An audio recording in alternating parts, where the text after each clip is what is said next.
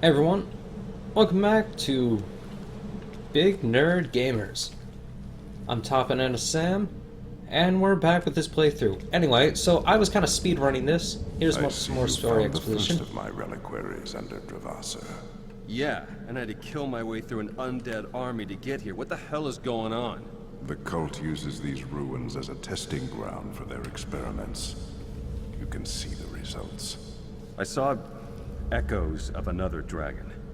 Did she find out what's creating the undead? She did, but the cult came back stronger. Count Shax corrupted the reliquary, and now it creates these monsters. If you destroy Shax's link, the undead will fall. Now we get our third spell, which introduces the next thing in the battle. Now, this particular type of spell I like because it can be used as both control and what they give you its main function for. Yes, I'm sure, it's the only one available.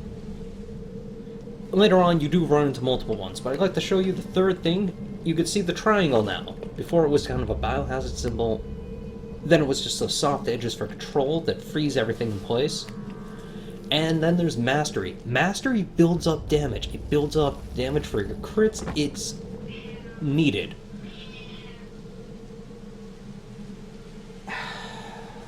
Fine, you got your word in edgewise. Anyway, moving on. Yes, doing it. I'm not insane for talking to a cat while mid-playthrough. So here's your first glimpse of what a boss is going to be. It's actually not bad level design. Here it is. You give it something new. Also, it gives you a glimpse into the third type of attack. So, and certain mechanics like the slowdown mechanic. Then we get freeze this guy. So we get him in mastery levels, so he's always suffering. We get this trap on him. And then we nuke him. Mastery stays on forever. Freeze, or until you actually do enough damage to take off the mastery. As you can see, you do shit tons of damage when you stack mastery. Otherwise, you're just painting something forever. So when you go against lieutenants and stuff, it's important to get these shots off. This will allow me to also introduce the other types of signets. As you can see, I have the meteor symbol, which is one quick blast to the ground. I have trap, which trap requires a bit more time to charge up, but it will trigger a trap effect on the guys, which will put them in place, send them into the air, whatever. And it only triggers when something's near to it or until it fizzles. And then you have pool effects for your AoE, which is what that symbol is. Pool effects stay on the ground forever, so it's really good if you're going to go for a pool, if you're trying to control something, like with the kinetic here. Using pool plus control and kinetic will give you a levitation spell, which will send the enemies stepping onto it into the air. This includes a lot of bosses as well, as I found out. Then of course your other attack. As you can see, we already went over beam, and then we went over the missile attack. Let's take out that in the meantime. And we also now have lob. Lob is very situational of what you use it for. I primarily find that they're better for damage sources, and damage sources that hit multiple opponents. I'll go into why after this. You cannot win against the chosen of Malthus. More will Malthus. Wasn't he some kind of mage back in the day? Black magic. Undead, for instance. He discovered a great many things in his time, but the cult honors the darker aspects of his legacy. So, anyway, if you're taking bets on whether Roth is actually Malthus trying to redeem himself, or Malthus is his darker half or brother, go ahead, come up with theories in the comments. Swarm of undead waiting for you. And this time you'll stay back and not get stabbed, right? It's easy to be smug when you're the one with the firepower. Yeah, fuck you too, bitch. Okay.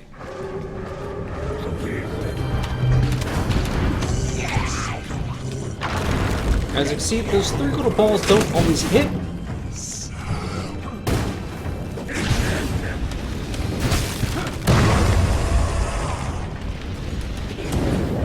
And there is no spell cast cancellation or whatever. I hate archers. But now then, I'm gonna show you some combat tricks. Always try and find these checkpoints. I always just go for them. There are too many sad memories affiliated with not going for them. Anyway, combat trick number 2. Now this is going to raise a barrier that you can't escape from, just like the last time. However, if you notice, there are tons of open areas. Sometimes these are really small, they don't give you much room to maneuver, and there is barely enough cover, and the archers are always finding you through them. So, there are a couple of tricks that you can do to, help improve your chances of winning, such as funneling people to a narrow alleyway. Don't talk while I'm talking, Kitty, that's very rude.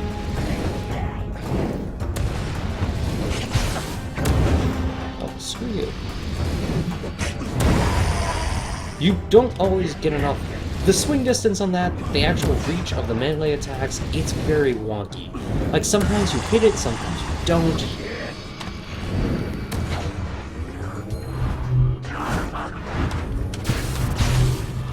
Oh, charging up a mastery instantly gives, I think, max stacks or whatever. I don't know. As you can see, I already hit him with one. It's very difficult to actually hit something. So we're just going to go ahead now. Oh. As you see, he has perfect aim, but I have to actually aim. If you're gonna dodge like that, always make sure you're gonna hit first.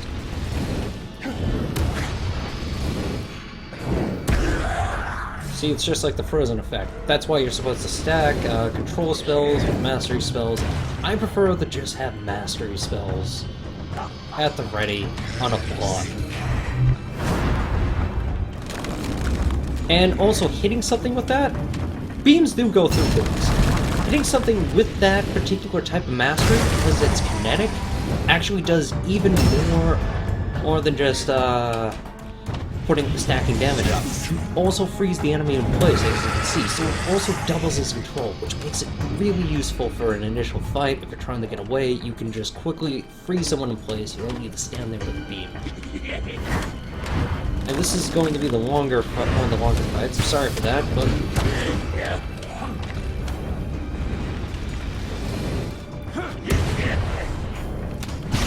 I'll just hit him with an orbital ray. The range on that is outside the circle, by the way, as well. It's huge. So as you can see, I hit both of them in that one shot. Now, I think there's just one in the group. He had his shield on, so he didn't take any damage. What I'm going to do is I'm going to show you the pool and how freaking overpowered this is. See, they stop as they hit it. And because that's a trap, it takes a while to go off, which gives you enough time after you bleed out both of those. Yeah. You see how that works? Pool first because it freezes them in place on the kinetic. And then you use the trap because the trap takes a while to go off, and while the trap's trying to go off, freeze them with control, and put on those stacks, then you hit them with the AoE. And the archers hide behind cover. Your cover. Did you see that? I hit the guy right in front while nuking that guy. This spell is insane. As far as its orbital bombardment, it's just great for that kind of thing. Completely glitches up the game. This is not intentional. There's no way this could be. And it does more damage than your basic fireball. Anyway, I think that was the last wave. Nope. Oh, that was me blocking. As you can see, a little while ago on my block, if you rewind it, you could see that I had a special effect going on. The special effect meant it was a crit block or some sort of overcharge block. This means the next time I get a crit block, and I'll block it at the same time, at the right time, right before attacks hits. Which can be a little bit of practice to actually get down the timing for. It's really wonky and everything.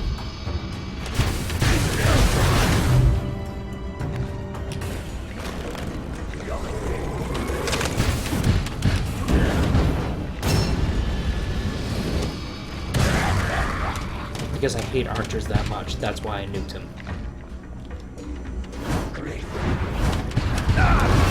Ah! Getting an ass handed to— oh, you!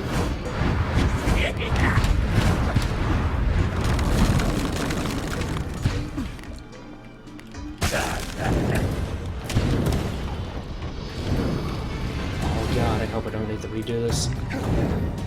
If you die while doing one of these challenges, you have to redo it. And because these are both fast attack, it doesn't make any sense to try and crit block them.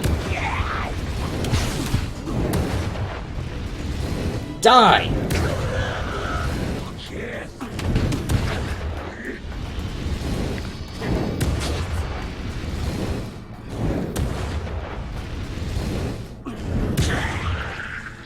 There is a range you can stand at, you kind of glitch them out a little bit, and they try and run for cover while trying to get away. That was extremely worth it. Now, all those different glyphs, all those are crafting components. You see that I got the ones with no symbol in them, that represents what type of shape a spell will be, and... well, I can't really give good expedition for it. Anyway, so we grab these crafting components, and let's go into crafting real quick with what time I have left for this video. Okay, so you have your equip spells. To equip a spell, you merely just click on an element and you go through, and then you have your spell list. That's not going to stay that's not going to stay full for long. To craft a new spell, you merely take the element you want to infuse right down to your shield and what type of shield you want. You got tactic shields, you got static shields, you got agi shields. I don't have one right now, but I haven't used a tactic shield right now. That's because your HP for it is really, really low. Anyway, you don't actually get a defense opponent. Oh, wait, I got one. There we go. Now we're going to craft this, we're going to make that shield, and we're going to equip it right away. Very easy, very simple, and very straightforward to use. The other thing you can do is you can upgrade individual sigils. So say you have one shape that you want to do, or something with multiple upgrade slots, and you want to just improve that and get it to the next level of rarity. Well, what you do is you just take it in here, you add 2 more, like this and this, and you get the ability to upgrade, and that gives me the next level spell, along with an increased effect. Oh, this one increases the raised range. Alright. Anyway, so then you can destroy a spell. If you have an extra spell right here that you've already crafted out of all the crafting components, you can just stick it in here and you can retrieve one of your crafting components. Say it's something really rare. Say it's an epic level or legendary. Anyway, going back here, then there's the Reforge, which I'm going to take care of right now. Reforging has a chance of giving you a better version of the spell. And there's a reason I did that. It was so I can get something like that. You see how that works? It takes a lot of crafting components, and I don't know what happens when this bar hits the full thing. Like I said, this is my 3rd time trying to go through and hit the halfway point of the game because of recording issues before. Now we're going to go to the Smart Inventory. Smart Inventory is really interesting, you'll see why. When you have multiple common components of the same type, or uncommon, etc., you can fuse them together. However, this makes it so you do lose components. Oh well, no real loss, because now I can get 5 epic loots. And then from here, you could do dummy crafting. Whereas if you can upgrade one of these individual spells, you can do that right from here if you have the components. So see, now I can do more damage with it. It has a same stagger chance, but now whenever I consume one of my mastery, I do 360% more crit damage. Again, this is why mastery is awesome, because when you consume every time you consume a mastery stack, you do that much more damage. On your crits, anyway. It's just worth it, trust me. So we're going to also improve this. Oh my god, that's going to be great. And here's the storage damage things that I was talking about with any kind of control spell. So, damage is your primary source, and it works off of mastery for total damage per crit. Mastery adds debuffs, which increase damage dealt, along with your crit damage. And then you have controls, which add on stacks of stored damage, in addition to freezing an enemy in place, or having another fun effect. If I were to put this on fire, it might keep them stunned, it might have them flying about and blazed. If I use a control effect on my kinesis, it will levitate them in the air for a short time. I'd rather use a pool for this, just because it will levitate them in the air for longer. And as far as freezing, it's like you gotta find that stuff out for yourself. I've gone through this so many times, I don't really feel like going through it again. And yeah, why not? We're gonna do that. So anyway, we're gonna move on. Don't really need to upgrade this. as you play through, you do get better and better spells and better upgrades, and yeah. Okay. Oh, wait, first we gotta go back here.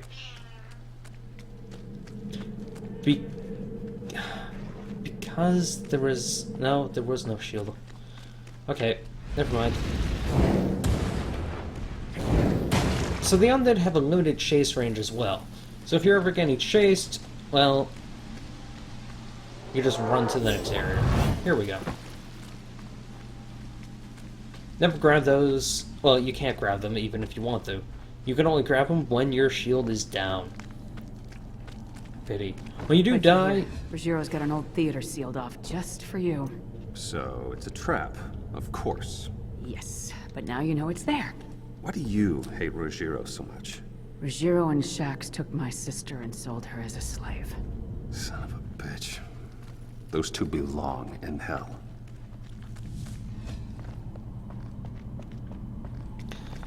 Oh, there was one here. Never mind, I'll save it. Nah, I shouldn't have saved it. Anyway. So you run into this room. Obviously, this is a boss room. Well, as close to a boss room as you can get. It's a boss room. So, you got introduced to two different types of melee enemies. Some that actually take more damage than that. But that's it. Some take more damage, some take less damage. Old debt to settle, Captain. Your wife? Also, She was glitch an easy Freelers and Crow, that's quite often. You'll be the And I'm going to show you another glitch You're thing. not paying attention. He freezes. This is where how they introduce this type of enemy. When it has colossal health, Bleed for me. Give me it's a pain in the ass to beat. And there's one real reason for that, and only one reason for that. Grab that.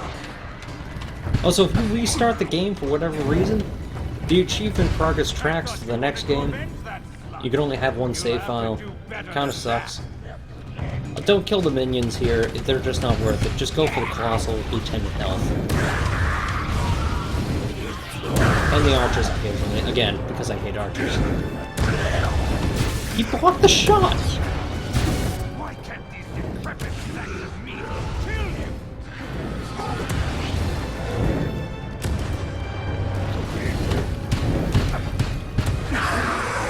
Okay. So, they're all dead. He jumps down, glitches out, somehow gets to there. Yeah. I technically should have seen him running to the portal. Rogero. He's got to be I ready know. for the next It's roller bad. Don't question it.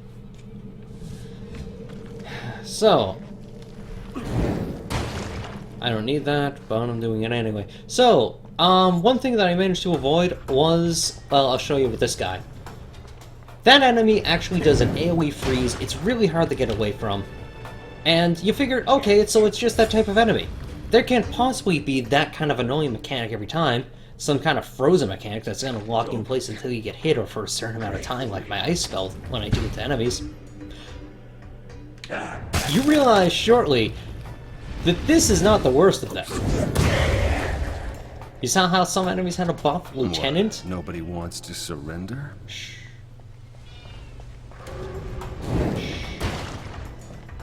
It's okay. I know, you hate it too.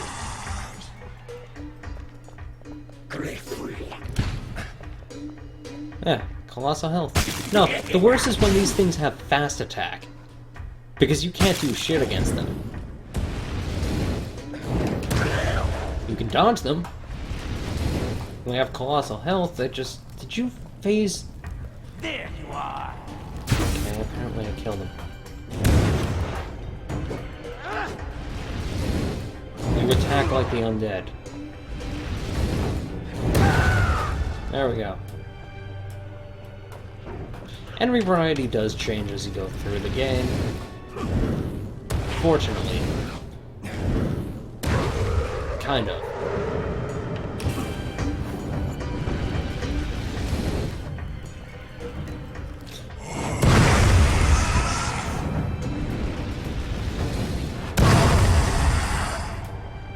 Alright. You guys are dead, you guys are dead. So, this is where threats. things start getting annoying. Fantastic. Because I could fight everything. Ooh. Or I could watch for that. Just run past. Griffin, feel free to pitch in! Griffin! Only to find that the wall is up. Oh no. This is the first time you run it. This is the second time you run into that mechanic where you actually need to kill all the undead. And remember how I said the archers take a while to kill? And they fuck you up?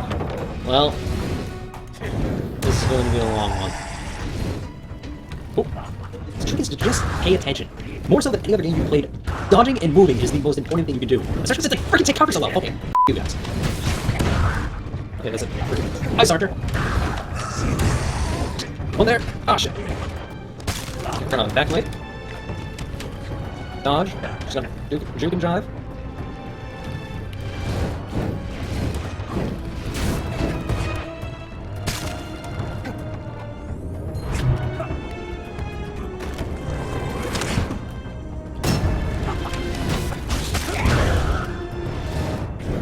Thank you for waiting. I'm not talking during this one, folks. I'm not getting killed here and redoing this. Every time.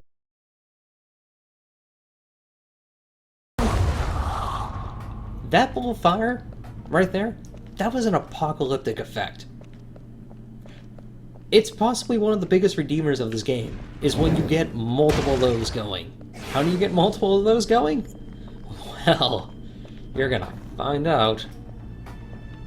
So, reality vagina, multiple things like here. Right here. They do dodge, which, you know, I appreciate the fact that at least a little bit of a challenge to hit them. Other than the fact that I'm not using a curse if they hit them. This is the kind of combat system that they put in the auto-aim system because it's so difficult to move and shoot. Yeah, those guys cartwheel in. The most effective form of attacking someone. Like these people. They just rolled in from nowhere.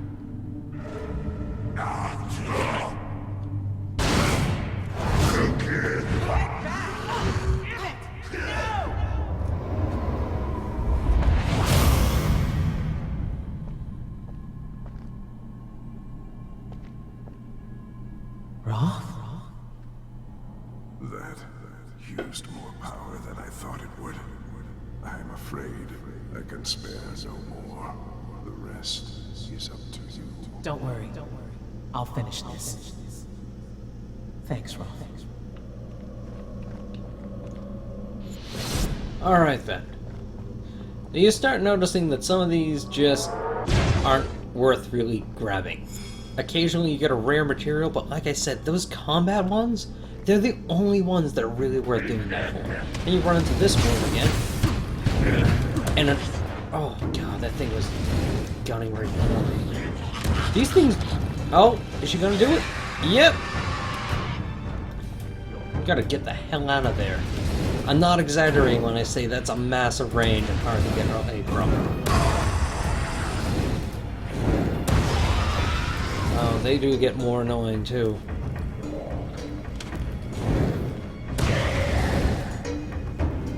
So if you can craft the spell that does enough damage in the first shot to take out an archer, you're better off. Because it doesn't matter how many times that you need to shoot one of these guys, it's the archers that are going to kill you. Because they disrupt your shield charge. So it's kind of like this game is kind of like Dark Souls combined with Dark Souls. Combined with... Oh god, did I just say Dark Souls combined with Dark Souls? Nothing would be that epic. Or cruel. Oh, your friend's going with you. Anyway. This game, in that sense, because it's a recharging shield system, is like Halo. And it's an FPS, but that's about where the similarities end. Screw you. The other thing are these symbols. If you're looking for an achievement, here's one for you. You just need to hold to activate it. I have already gotten the achievement for here, so I'm going to be looking for the one on the second level. And they're just kind of hidden. They're along the path, but they're just like, you turn around, you backtrack a bit, and eventually you find it. Why didn't that hit? These things are great for little crafting. Thought you'd gone for a drink. Sorry, I was a bit busy smashing up an ambush. Did you stab this one in the ass? What have you got? The cult has some kind of magical device thing draining the reliquary. Oh, and there's a hideous demon creature guarding it. Oh, sure. Yeah, because why would I want to know specifics? There's our hawk. That thing's annoying. If she rode around on a griffin, it'd be a different story, and then I could actually call in air support. Moreover, now we get to skip this. No, you guys don't. I do.